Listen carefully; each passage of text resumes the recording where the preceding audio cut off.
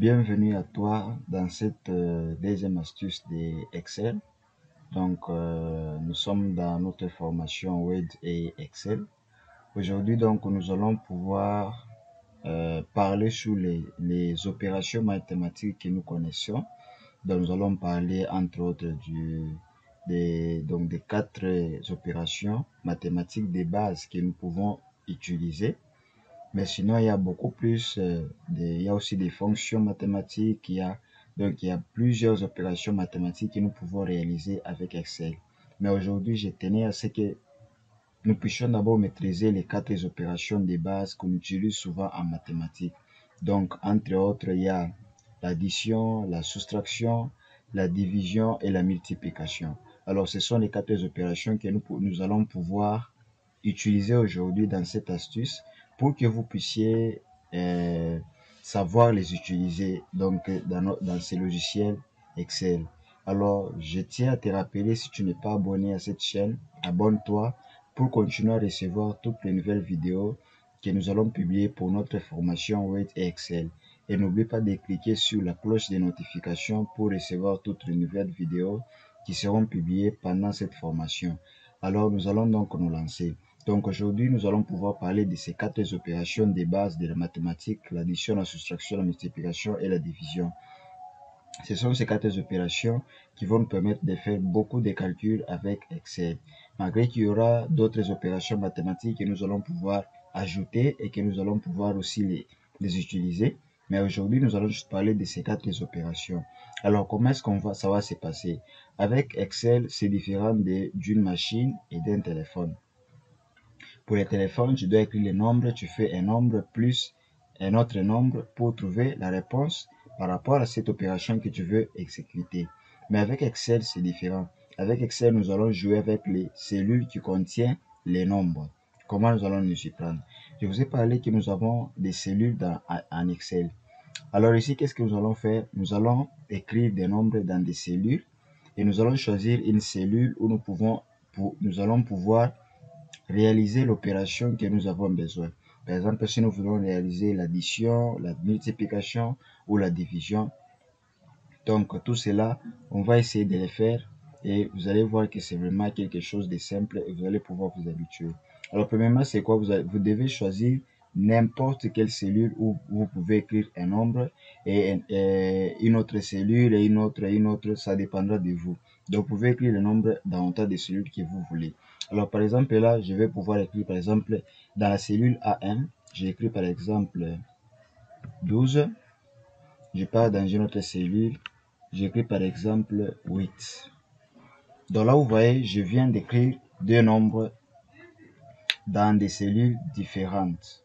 Donc là, j'ai 12 dans la cellule A1, j'ai 8 dans la cellule B1. Comme vous pouvez le constater ici, donc dans les deux cellules ici, c'est là que j'ai des nombres. Alors ici, on ne va pas faire, si on veut par exemple faire l'addition, on ne va pas faire 12 plus le 8 qui est ici, non. Mais par contre, nous allons nous servir des cellules.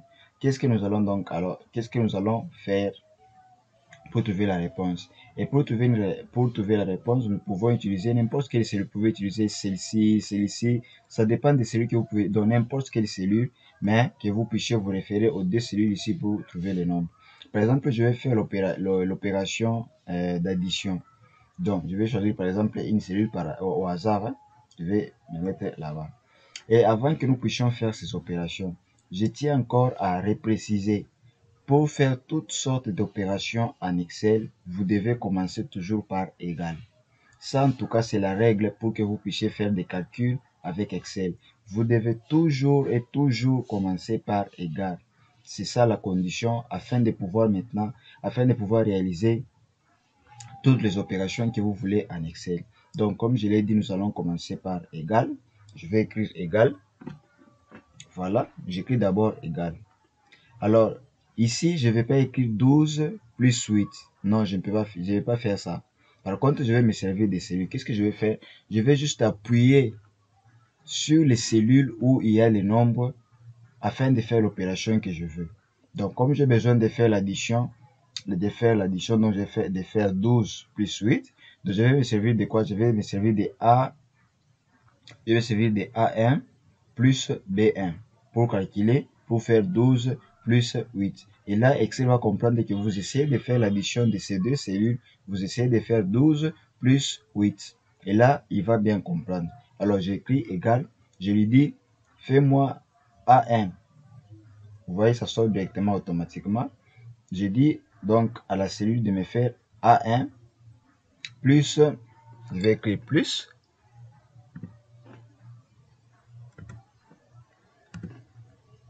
donc plus B1, B1 qui est 8.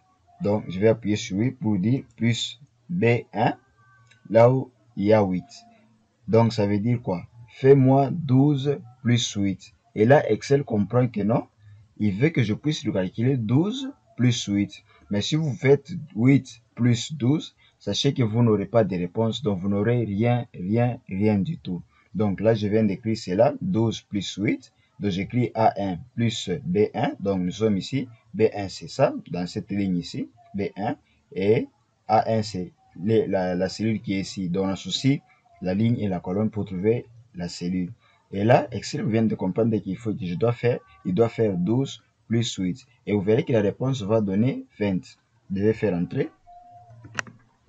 Voilà. Donc vous voyez, ça donne, c'est la réponse véritable. Et là, si vous appuyez ici, vous allez même voir ici dans la barre, ici, dans la barre des formules, vous allez voir que c'est écrit A1 plus B1. Donc ça veut dire que vous venez de faire 12 plus 8. Et là, ça vous donne 20. Même chose pour la multiplication. Je peux aussi choisir une autre cellule, par exemple la cellule qui est ici en bas. Je vais prendre toujours, comme je vous ai dit, on commence toujours par égal. Je fais égal. Je prends A1 comme d'habitude, A1 multiplié. Donc là maintenant vous devez écrire avec sur votre clavier multiplier. Et je m'excuse. Allez, multiplié par BM. Donc, c'est-à-dire, fais-moi 12 multiplié par 8. Donc, la réponse sera 96. Et je vais appuyer directement sur Entrée. On me donne déjà la réponse 96. On va encore utiliser l'opération de division. Je m'excuse. L'opération de division. Donc, je vais encore faire égal. Donc, n'oubliez toujours pas d'écrire égal avant de faire toute opération. Toujours écrire égal. Je vais prendre le 12. Je fais diviser par 8. Donc, A1 divisé par B1. J'appuie encore sur Entrée. Ça donne 1.5. Et si vous vérifiez que c'est ça la réponse, je vais encore faire l'autre opération. L'opération des... C'est comme encore des soustractions. Donc, on va faire 12 moins 8 pour vérifier si ça va donner réellement 4. Donc, je vais faire encore égal. Toujours ne pas oublier cela. 12, donc A1 moins 8. Donc, les signes ici, vous devez l'écrire à partir de votre clavier. Je tiens à les préciser. Donc, ce n'est pas de l'ordinateur que ça viendra, c'est de vous que ça viendra. Si vous avez du mal à trouver ces signes, je vous conseillerais d'ouvrir votre clavier virtuel. Donc, vous allez dans la barre de recherche, vous écrivez clavier virtuel, vous allez trouver les claviers et vous pouvez trouver les signes facilement. Alors, je viens d'écrire cela. Je vais donc appuyer pour voir si ça va donner 4. Voilà. Donc, vous voyez, nous venons de vérifier les quatre opérateurs de la mathématique, les quatre opérateurs de base que nous utilisons souvent en mathématiques, l'addition, la multiplication, la division et l'addition. Voilà, ce sont les quatre opérateurs que nous avons utilisés. Donc ici, on a utilisé l'addition, ici, on a utilisé la multiplication, ici la division, et ici, on a utilisé la soustraction. Donc, c'est comme ça que les calculs se passent en Excel. Donc, vous vous servez juste des cellules pour pouvoir exécuter les opérations mathématiques dont vous avez besoin. Voilà, c'est tout pour aujourd'hui. C'était ça, l'astuce dont je voulais vous montrer, qui est aussi importante, voulais-je dire, qui est importante pour vous aider à faire beaucoup de calculs avec Excel. Au fur et à mesure que nous allons évoluer, vous allez voir que nous allons faire des choses vraiment intéressantes avec ces quatre opérateurs des mathématiques. Alors, n'oublie pas d'inviter tes amis à suivre cette formation, à s'abonner à ma chaîne, afin qu'eux aussi puissent bénéficier de cette formation qui est complètement gratuite. Je vous dis bye et à la prochaine.